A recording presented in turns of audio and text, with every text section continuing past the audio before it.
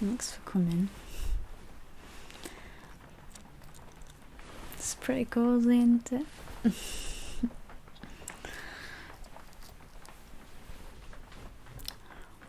It's raining pretty hard out there. Yeah. Well, it's nice and cozy in here. Yeah, sorry I sounded a bit weird on, the message. Just kinda needed a bit of company, you get it. I was there for you last night, and now you're here for me, so... yeah, no, it's really cool. Getting to stay in a little log cabin thing. It's been raining and freezing today, so didn't do all that much, to be honest. And I've just been fighting with about 7 spiders. They keep falling from the ceiling and landing on me. So, surprisingly though, I think I've tamed the fear a little bit, because I didn't scream or anything, so...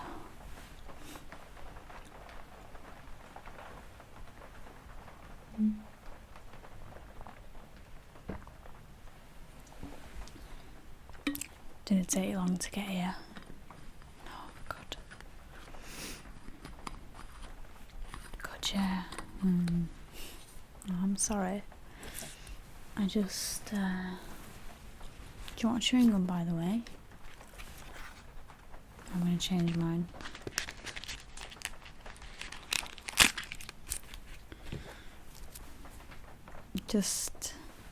I've been feeling a bit ill today. So, and I was just annoyed because I couldn't get out, really. Because I could have been out for like a couple hours today on a hike and that, but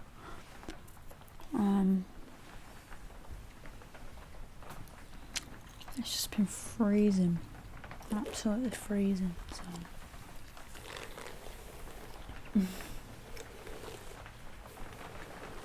I'm glad you're here though.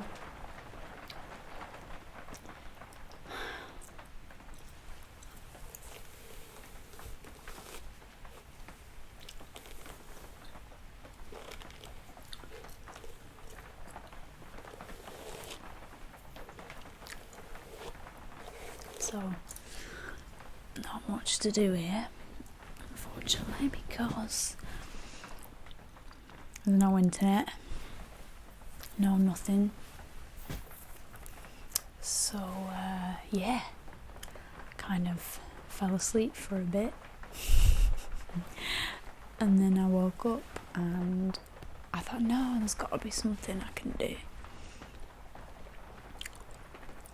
Tried to read for a little bit, and then I came across some things on my laptop, and there were these there was this podcast that I had saved, and I was just looking through like all of my old documents on my laptop, and I found a lot of stuff about Gnostic teachings. It was really interesting, yeah, really interesting. I mean, I'm not sure if you'd be interested, but I can have a look. Nothing else to do, and I don't want to sit here and wallowing in my problems, you know what I mean? I haven't got problems, but like, just, I don't know, I feel a bit unwell, so anyways,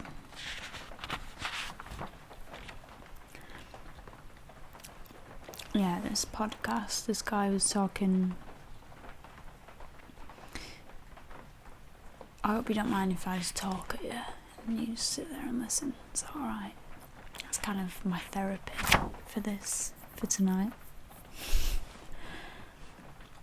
And usually I let other people talk and I listen, right? You know that.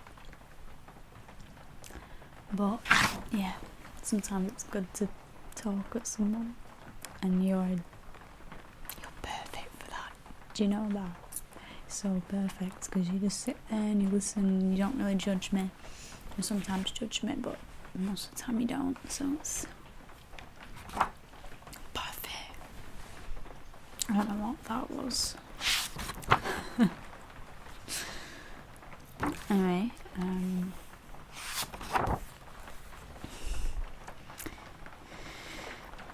so yeah, he's teaching his conference thing. This dude was talking about Gnostic teachings of Buddha, and it always fascinates me to just, I mean, it was like 2.5 hours long.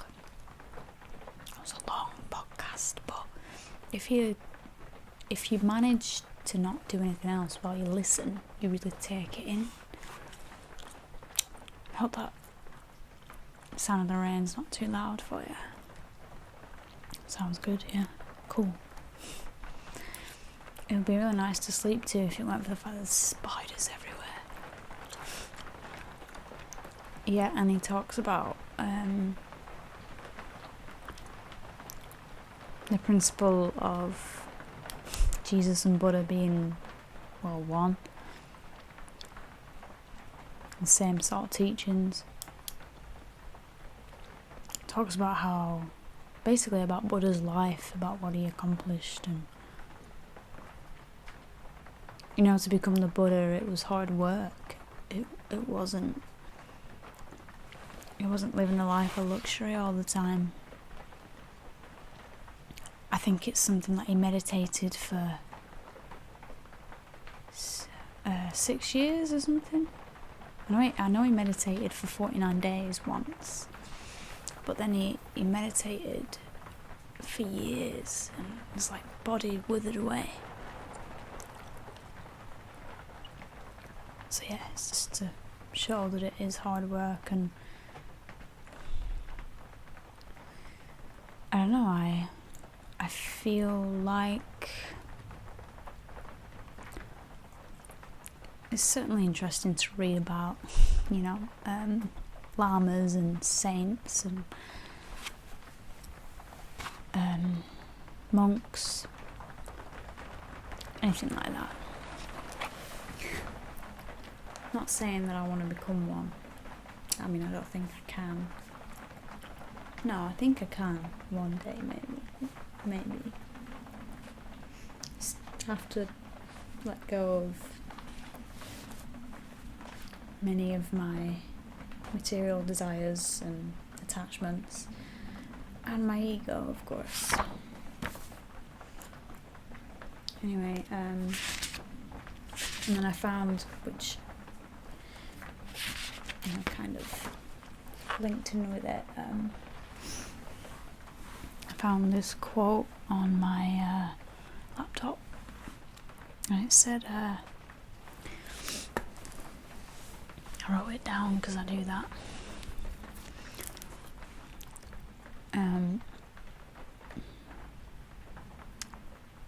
If you bring forth what is within you, what is within you will save you. But if you do not bring forth what is within you, what is within you will destroy you. Funnily enough, that was by Jesus.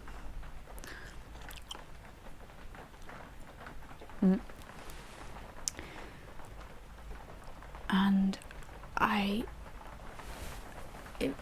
reading that, it resonated on, you know, when things just resonate on a deeper level. It resonated on a deeper level. I could get it on this level, but it kind of,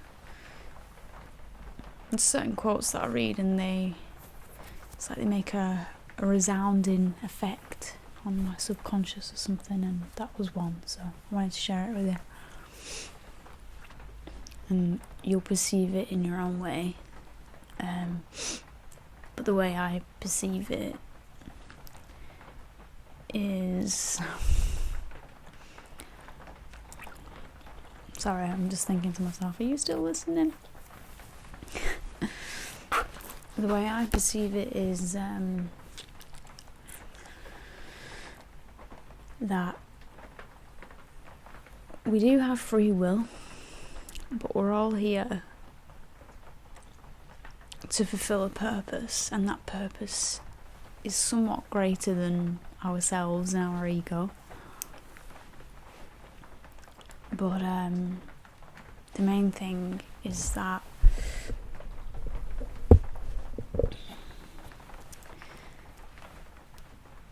if you can think of it as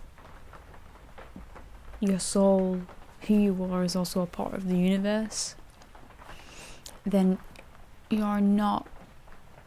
This is not to say that you're not responsible for what you do, because you're responsible for what you do in this life, but you know, not all of you belongs to like you, and if you think that's the case, it's your ego talking or whatever. But basically there's things in you that the universe wants you to express and share with other people, and if you don't, if somehow you repress it and you don't act on your your innate nature as often as possible, then you'll feel depressed, you'll feel like you can't express yourself. All of that magic that's inside of you, it'll be lost. And that's what I used to feel when I was a teenager. I used to feel like I had all of these things inside of me, but I could never find a way to express it.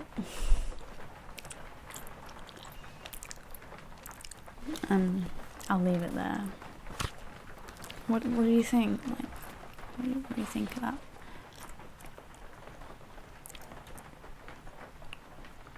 Cool.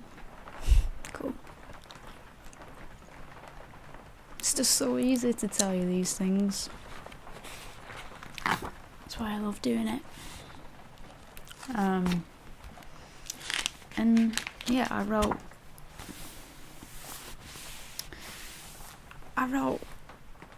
in a journal sense as well when I got back today, and it's like writing a love letter to the universe. It's really nice. It's really nice.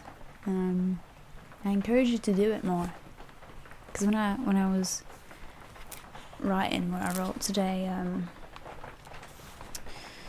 I realised that I was basically just being grateful for everything that I'd gotten thus far, and then I started thinking about like a vision board idea, like what I want for the future, what I hope for the future, and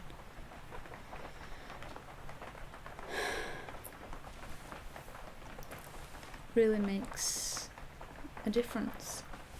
I know you're gonna think I'm crazy, but today the thought occurred to me that everything I've pretty much ever wanted, the universe has provided for me. I mean, I've had to work hard as well, I'm not saying that, but all of it has been provided for me, and I'm only 22. I'm so lucky for that. How could you not be grateful for that? You know what I mean? There's just so much to be grateful for. It's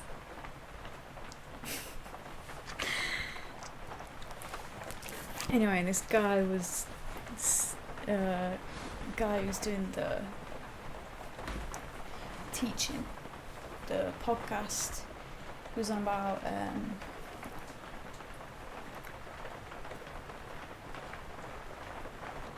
meditation. And I swear that's like,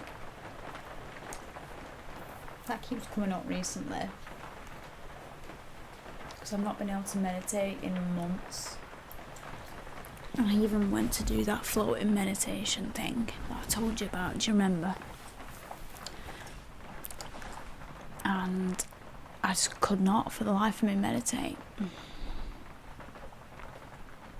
Now, meditation, I know that it's the key to experiencing deeper levels of the subconscious and what you might call the truth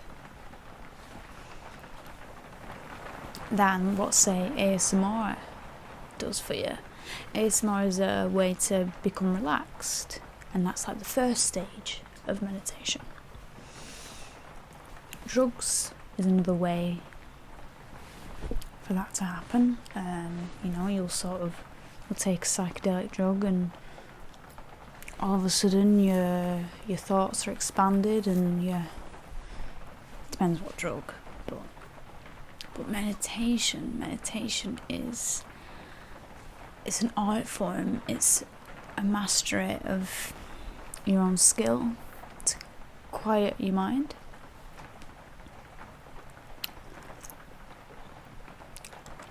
I'm going to try and teach myself, I don't know how long it'll take over the next few months, how to meditate again. I've been reading this book and it's got some really good, solid advice. It's called Method of No Method or something like that. And if I triumph with it, I'll let you know. I'll let you know how that goes. But yeah, he mentioned it just in this podcast. So I figure it's something I need to do. Stop procrastinating.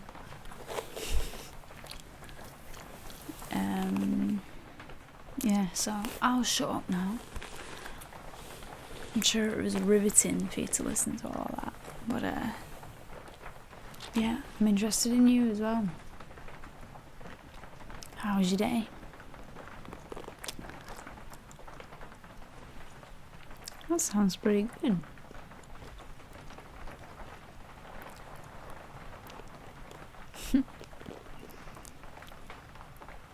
Sounds really good.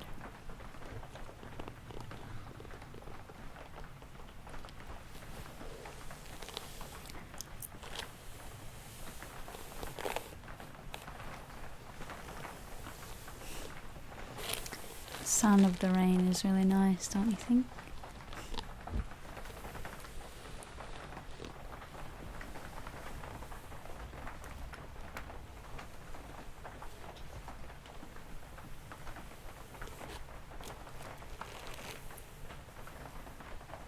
You want to know what else is in my book? Alright. No, you can't read it. Right, I'll give you a tip. The most annoying thing in the world is when people, if you write a journal, you keep a form of if you're an introvert, like me, and you write a journal and blah blah blah, the worst thing you can do is come up to this said person, said introvert, and be like, oh, let me read it, or look through it. That's a no-no. If I ever caught you looking through my book, it won't be pretty. But yeah, just a little hint for the future. Don't ask me to read it to you, but I will. I'll find something. I'm sure there's something I can read to you. Anyways. Okay. So I did start writing some methods for meditation, but maybe I'll do a whole thing on it, another video.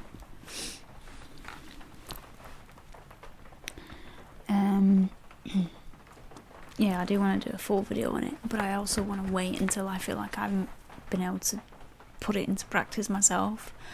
I can't go teaching the world how to meditate when I can't even do it myself. I used to be able to.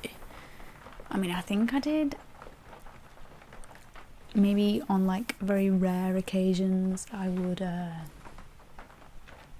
get really deep into it. but for the most part I think I kind of just only got to the relaxation part. I never got much further. So the stage is here, and it says, one method for calming the mind is to contemplate the transient nature of our thoughts. This is important, so listen up. When you are aware that your thoughts arise and perish of their own accord, there will be no need to be ruled or conditioned by them. You can't control your thoughts. What you can do is change their tone. The more good things you do in your life, and the more good people you surround yourself with, the more that'll have a direct influence on your subconscious, right? And basically, the more good thoughts you'll think, but you still can't control those thoughts. So you still have bad thoughts coming to you sometimes, but in meditation, the key is to realise that you are not the one making those thoughts, and to not attach to them, no matter how good they feel to attach to them. That's my problem. I become attached to my thoughts, especially when they're very imaginative and creative. It can take me to whole other worlds. So I'll read you a little bit of the first stage of meditation, and then we'll call it quits, because I know you can't stay with me all night. First stage, meditation. Continuously maintain a relaxed body and mind. As your mind settles, you can effortlessly shift from following the breath to being aware of just sitting there. As your practice deepens, your mind will become clearer and more spacious, and your bodily sensations may diminish or even fade away. Body and mind become one. That's the first stage, basically.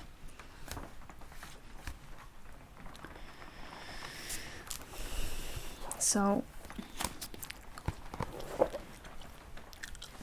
I think a lot of people are doing meditation and think that they're mastering it, when really they're only getting to the first stage. That's what I was doing. This is something I used to do all the time. I would meditate, and I had to get to a point where I wasn't having that many thoughts, and I would ask myself questions like, I've mentioned it before, right? The question I ask myself is, who are you? What are you doing here? What is life? And I read in the book that that's the worst thing you can do. So I was like, damn, I've been doing that every time.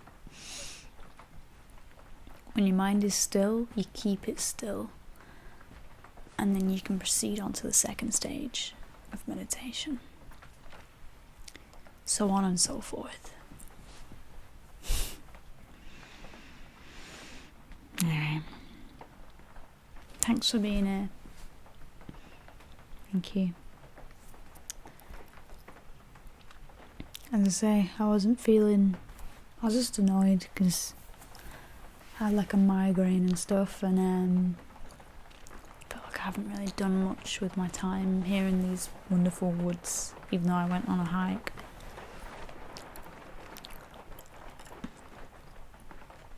But actually, that's okay. So yeah, just thanks for being here.